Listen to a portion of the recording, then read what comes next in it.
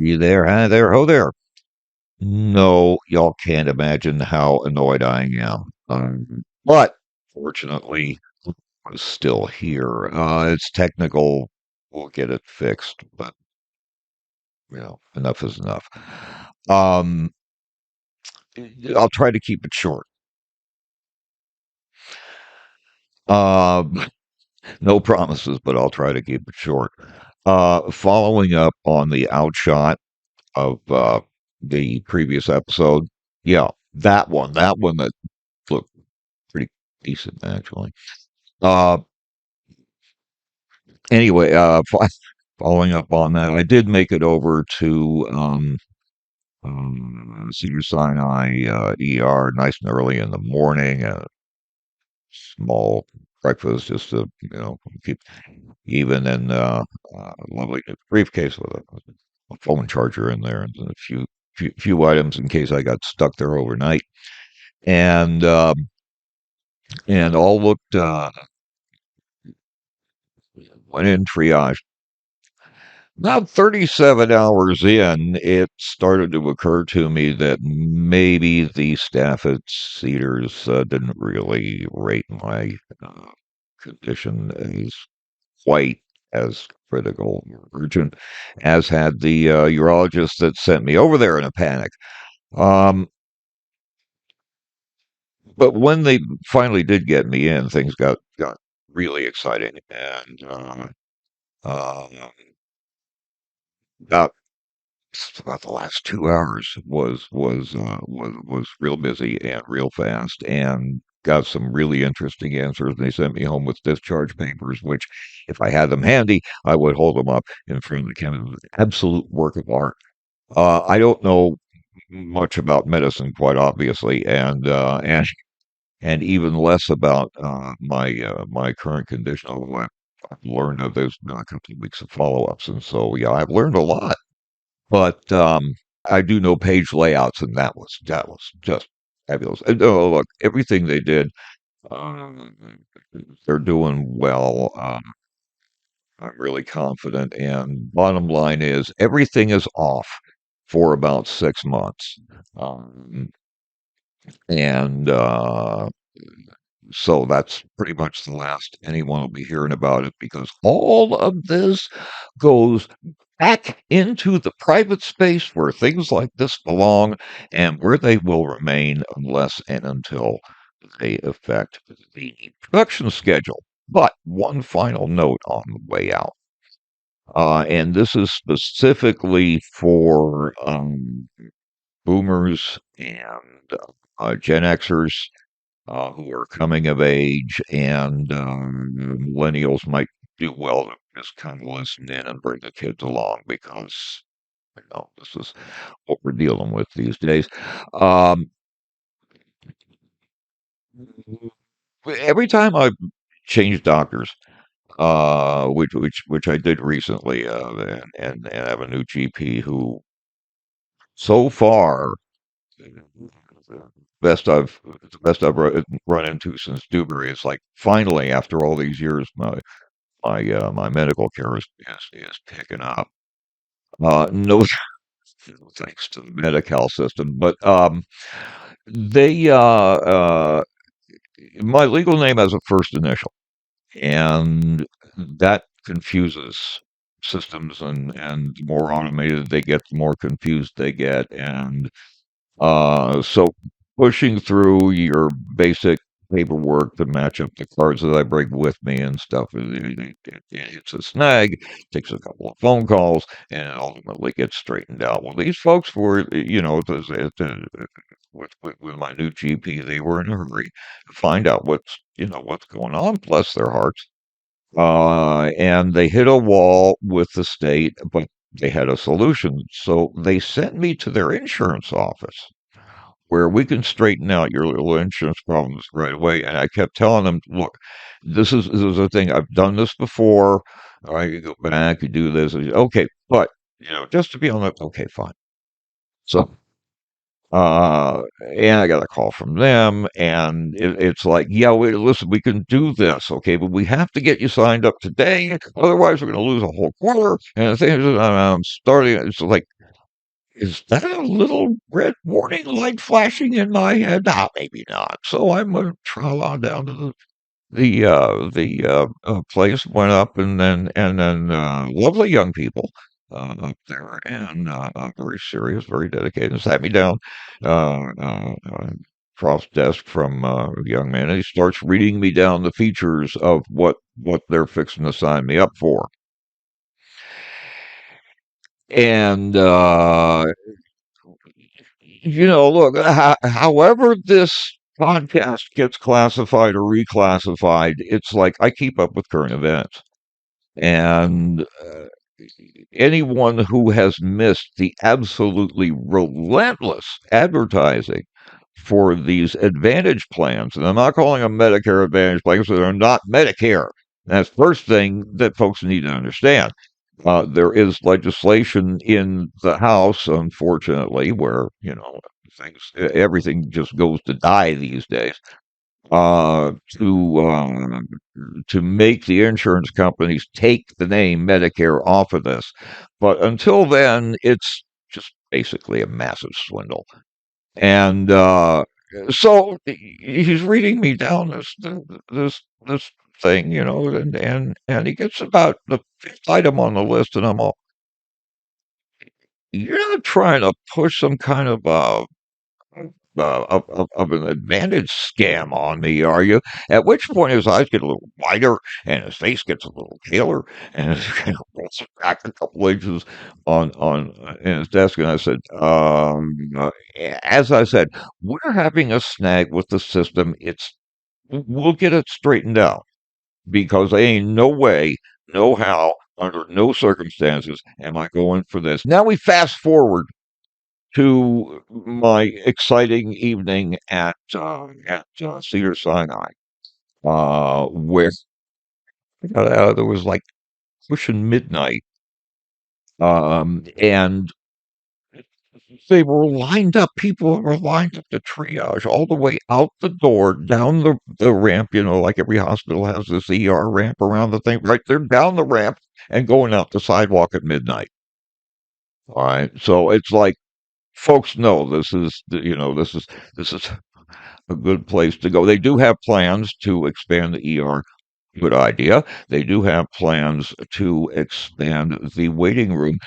Really good idea because in 92 hours sitting in that waiting room, I think I actually had seating for about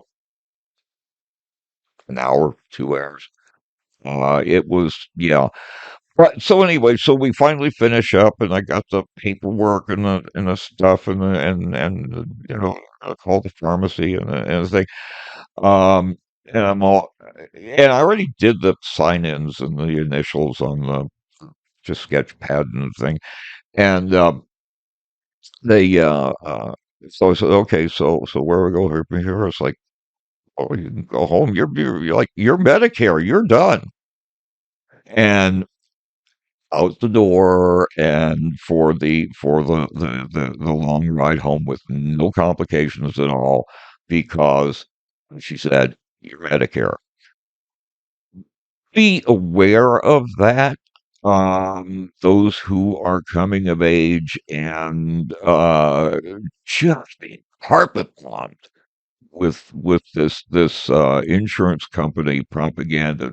Don't touch it. Got it? Let's eat it. Okay. So that said, yes, it is now 3.5 weeks after Simchas Torah. And that my TV has not melted from the language that I have been throwing at it is speaks well for those Chinese folks. Yeah, this is this is actually my orange T-shirt from '05 when this whole issue of the Gaza land, yeah, Eric Sharon's god awful giveaway was right up in the headlines. Maybe not in the general media headlines like it was in Jewish media, which is where I was at the time. and fixed to MC the first Yidstock show. And yeah, we knew what we were doing. I wish there had been as much time and effort and thought put into promotion as there had been as to which specific shade of orange they should have done the T-shirts, but they were young. Uh, they did ask my advice and then immediately blew it off.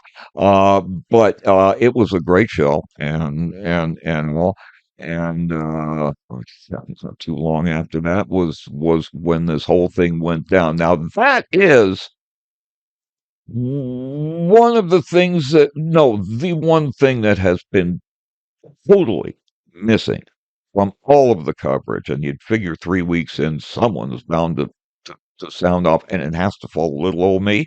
Okay, we will have that one out in the next segment, which follows right now.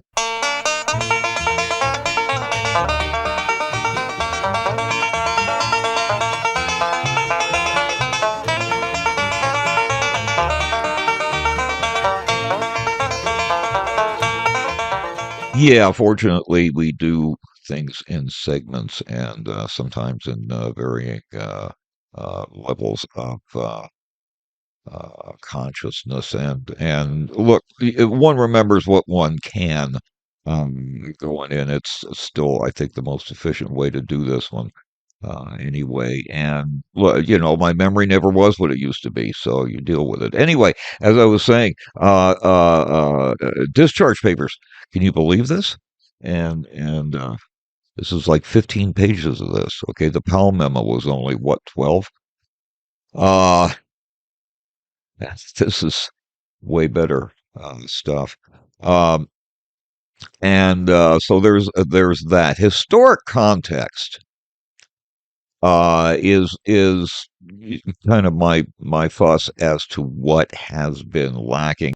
This was the big story going into like the first part of my what I call the Yidstock year, and orange T-shirts started popping up all over Israel as word got out uh, of this planned giveaway. Now, it started out as a Land for Peace thing. Eventually, it was like, no, we're not doing peace. We don't think we're Hamas. We're the guys. Hamas, by the way, for those who don't are not aware of the you'll see it. If you find yourself in yeshiva a lot, Hamas is the Hebrew word for violence. And yeah, that fits.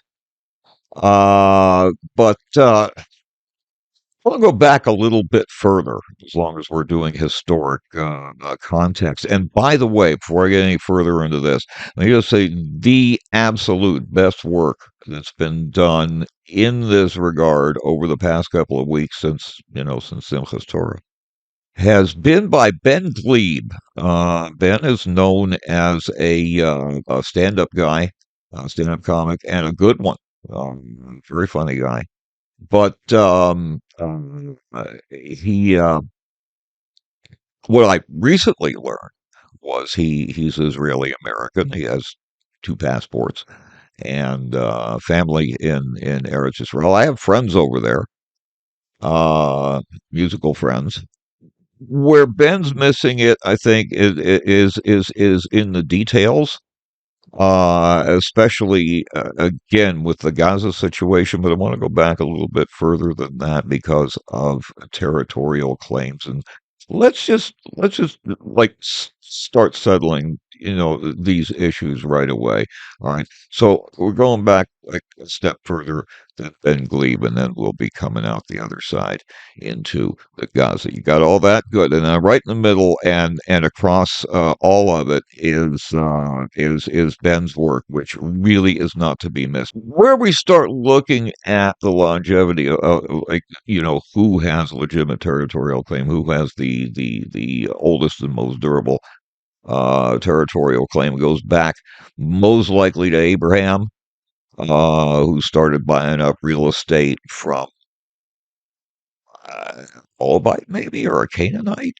Uh, some now completely lost, dissolved civilization where there is no way of tracing bloodlines back that far. You're talking close to 5,000 years. And Hittites are real tough to relate to. I remember when Arafat thought he could slip that one past some folks. Uh-uh. What happened when most, if not all, of Bnei Israel were down in Mitzrayim and in Egypt for those hundreds of years? I don't know who was tending the land, but certainly we were. Again, whoever was there, who was this, like Philistines? They're gone too, right? So, yeah, whoever built the walls that Joshua had to deal with after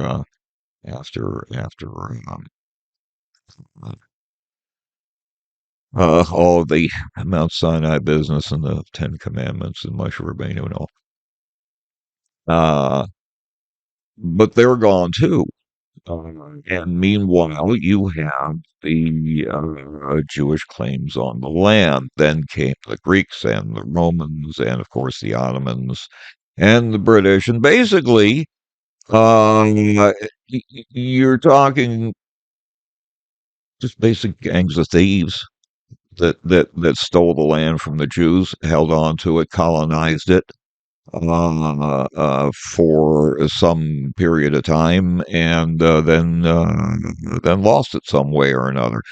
Finally, one little piece of it came back in 48 when the British had the good manners to just step aside quietly, something the Ottomans were never entirely satisfied with doing, because, of course, every place they went, first thing they did was they built a victory mosque. Still, uh, the legitimate, established, recognized government of Israel has been bending over backwards to hostile Arabs ever since. We took back Temple Mount in '67, along with a load of other territory. Then, excuse me, and Ben brought this up too for the first time in history. When a country is attacked and snatches up some real estate by way of, if nothing else, a security buffer, or an object lesson. You cross our borders and we'll move them. And everyone has considered this legitimate up until the time the Jews did it. And I think a lot of that comes from having abandoned the PR in '67, where we just said, it was, oh, well, God gave us a miracle, thank you very much, we're now on to a greater Israel. And whatever happened to that? Yeah, Arabs. Meanwhile, they took the oil money and hired up PR firms, and have been just relentlessly trying to doing everything they can to rewrite and twist history. Basically, speaking of Palmer Memorandum, basically that whole, um, bribe your way to complete domination of the discussion, and uh, they they did it first and faster. Um, but that's also maybe another connection we'll get back to another time. Uh, the Gaza situation, and thank you again to Ben Glebe for the reminder that since the giveaway, and get we'll backtrack on that in a moment, but uh, the um, the food, the fuel, the electricity, the water, the infrastructure, the building materials, All these things that there's so much screaming that they have been shut off until the hostages are sprung, have been provided by the Israeli government to Gaza on a daily basis at no charge ever since the Arabs went and took over that piece of real estate. And it's like when you jump. Oh, and by the way, Israel is like a nation that's has a terrorist issue, and so all of your borders are checkpointed. Please let up on this open air prison nonsense. It's called a border checkpoint. It's something that a legitimate nation is entitled to, especially when there is a known terrorism issue. We will deal with the terrorism issue inside and the innocent civilians inside the Gaza. We're getting there. There's a lot of mythology going around that needs to be reconsidered, and also, quite honestly, a lot of tactics that remind me of the Republicans. I mean, you want to talk about, let's indeed talk about colonization, where you have and this is, granted, this is a whole different piece of real estate and a whole different set of discussions. But excuse me, uh, there's now screaming that Israel's trying to colonize what? First of all, you look at the size of Israel on the map, and you look at the size of all of your Arab real estate that surrounds it, and it's like, can we even find it without an arrow? There's that. You want to talk about occupation? You've got occupiers in the squatter camps in Judah and Samaria that have been sitting there since 1948, doing very little, making trouble, and now want to put a claim on the land. What, squatters' rights? No, I don't think so. They should have been told to keep moving toward Jordan, but as what was happening in India at about the same time. The difference between the India situation and the Israel situation uh, was that in Pakistan there was Jinnah who just like threw open the doors and said, "Come on in, come on in. Yeah, we want you over here. We want to start a country, and we want to become great, and whatever. That was. I mean, he was there. He was ready to do something with it. Here we had the partition sent the Arabs over to Jordan, and we had the king of Jordan saying, on second thought, nah, let's take it from the Jews.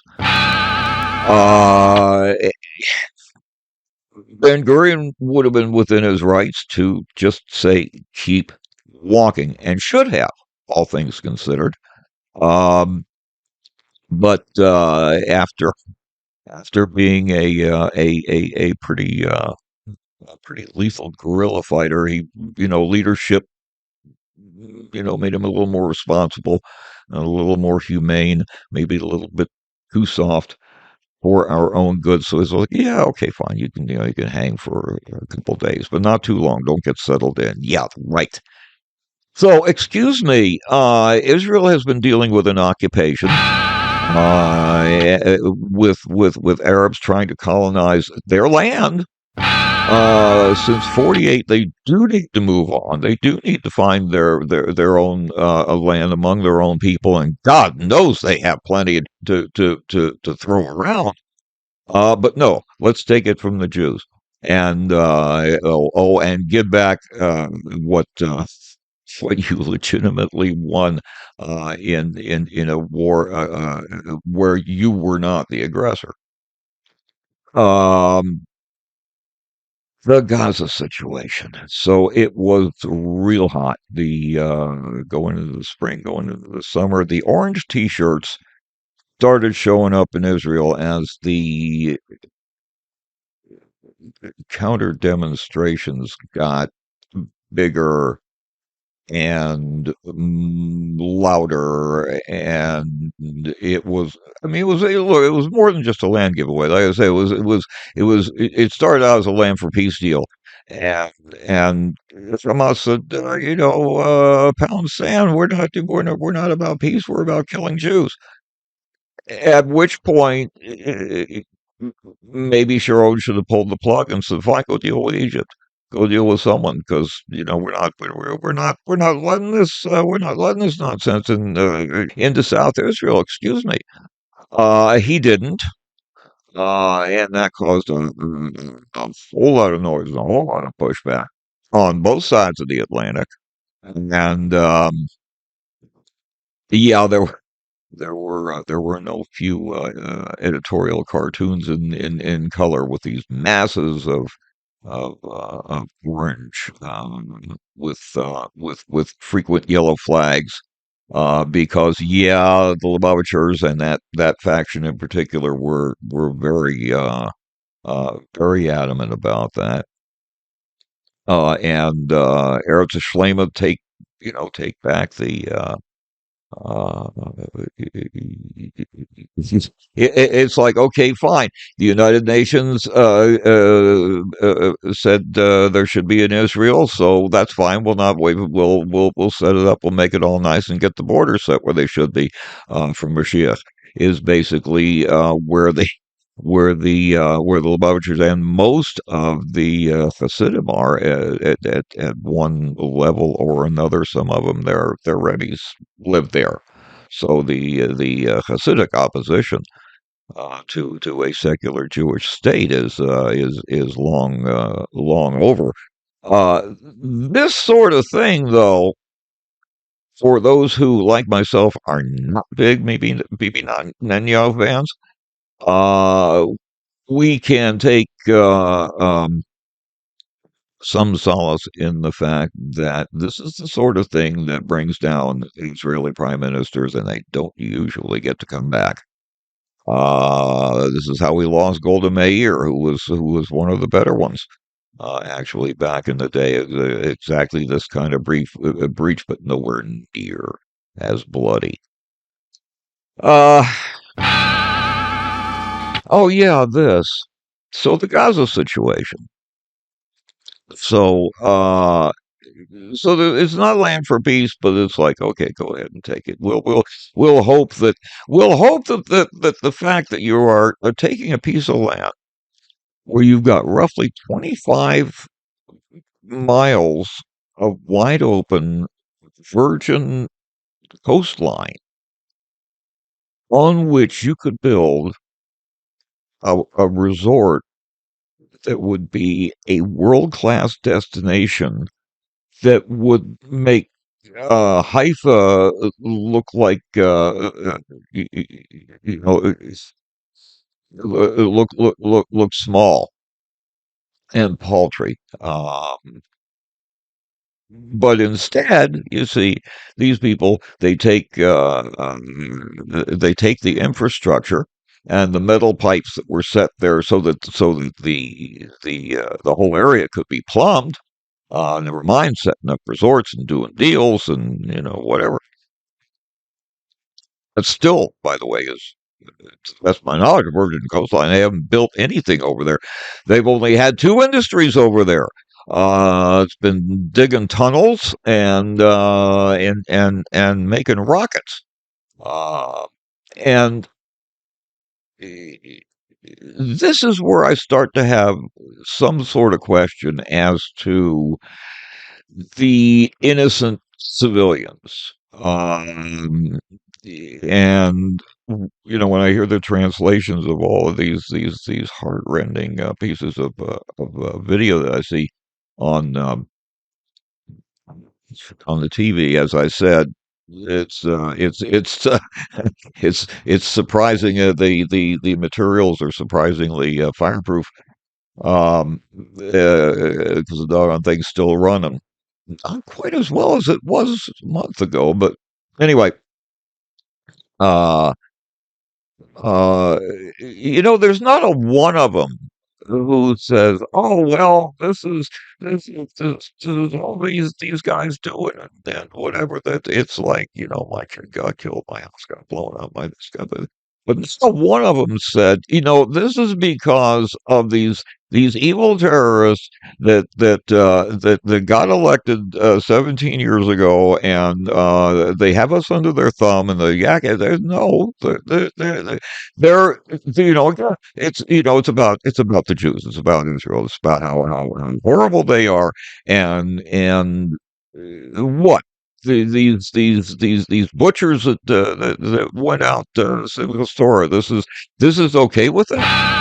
You have 20,000. Supposedly, you have 20,000 in a population of 2 million, and all these hot-headed people who want their land and they want their this and they want their that. They can't run these gangsters out in 18 years. I'm having some more than a little bit of difficulty buying into that notion. The one thing that U.S. presidents have done right over the years uh, is they've had the good sense to stand back and let Israel be Israel. No, I'm not saying anything about how Joe Biden's handling this. Oh, and of course the American Muslims are, it's like, oh no, you're not doing enough for the Arabs, and we're going to vote for, so we're not, we voted for you last time, and now look, wow, wow, wow. Terrific. Okay, listen up, fools. Any vote that you do not cast for Joe Biden, you're casting for the opponent, who looks like a 2020 rematch. You want that? the the maps and the facts and the history as it is, not as Edward Said would want it. Um, that speaks for itself. So study up, as I frequently say, crack a book. Learn up, understand. Right now, you've got your three big terrorist outfits that are running on Iranian money, and they're meeting over in some luxury hotel over in Qatar, deciding whether or not to join up and just like start major shit for everyone. You're not going to control the situation by riding Israel's brakes, basically. That's never worked before, and it's not likely to work now. Yes, of course, we'll be following this story. We'll be following it because, this, yeah. Okay, so comes the big day. Here comes the Arabs into the Gaza. They spent about the first week desecrating everything that looked like it might have been Jewish or Jewish adjacent, any time through history. Um, Spent the second week starting, I think, digging the tunnels, and by week three, they'd already set up their first bunch of rockets and were shooting them over. And the first town in Israel to get hit was a little place called the State See there, State. Uh, yeah, they were caught unawares. The Israeli government was caught unawares. Like what? Like they should expect something else? Okay, by that time, Sharon had a stroke, and they had their own drama with him. And of course, this business was sterile. So basically, it was Americans that put together a fundraiser, and that was where I got this shirt. Steroid has been getting hit, as has been some place in Israel, has been getting hit every single day since then.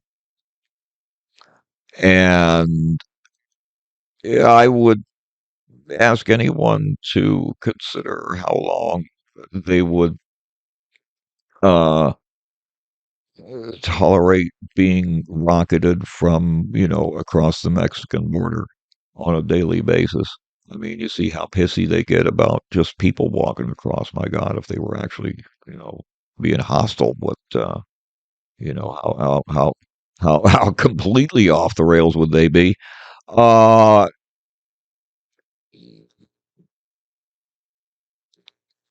Israel was dealing with it and dealing with it and dealing with it and dealing with it, and then you just come out, you just start, you do what you did in Simchas Torah. Whatever Israel does, uh, you will never ever have the moral high ground not after Simchas Torah. So give it up, Arabs, and let Israel be Israel.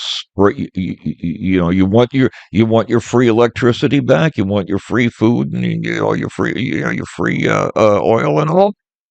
Just bring the hostages unharmed. Yeah, we'll be following this story, like it or not, uh, right out, right out till the wheels fall off. Now this.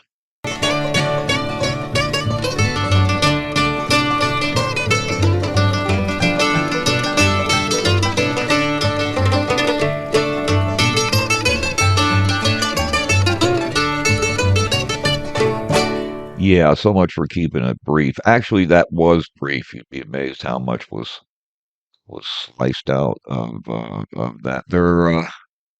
This is what you get when you try to cram all that into one short segment. We'll clarify one thing right now. Okay, anyone who accuses me of being a cheerleader for Israel has clearly never seen me in a short skirt. Um, but what's really, I think, been on my mind more this week than anything else is I've been getting it. One of my little self-indulgent breaks from all the upgrading has been to replace um, a lot of old bluegrass reissues, the early days of Bill Monroe, Flat and Scruggs in particular. This is really a formative um, musical development there. First of all, he found an engineer that recorded the bass to where you could actually hear it. That was nice, and Joel Price did real well on that. Um, the but in many ways, the standout guy in that band across those early years on Decca would be Rudy Lyle, the banjo player. Who was, I mean, this guy was out there. He had really didn't have anything to work with. This was before Bill Keith and all of his developments forward and backward and whatever. I mean, this is before J.D. Crowe, and Rudy Lyle was just out there just banging it out and just amazing work. We didn't have room for presidentials this time. Some of y'all are relieved. Yeah, but there are still some old stacked up segments before we get to the new stuff. Although we'll be back and forth on it, and it's all kind of mushing together anyway. So we'll be back to what passes for normal, I hope, by this Friday. Try and get back on schedule uh, with this. So you'll this is as good a time as any, of course, to mush down gently and lovingly on the subscribe button and dig up the notifications bell and give that a quick ringy dingy. There you go. And and always remember, as my erstwhile neighbor and former bandmate Frank Zappa, yeah, there's a story, uh, memorably said, "A mind is like a parachute. It only saves your life when it's open." Happy trails.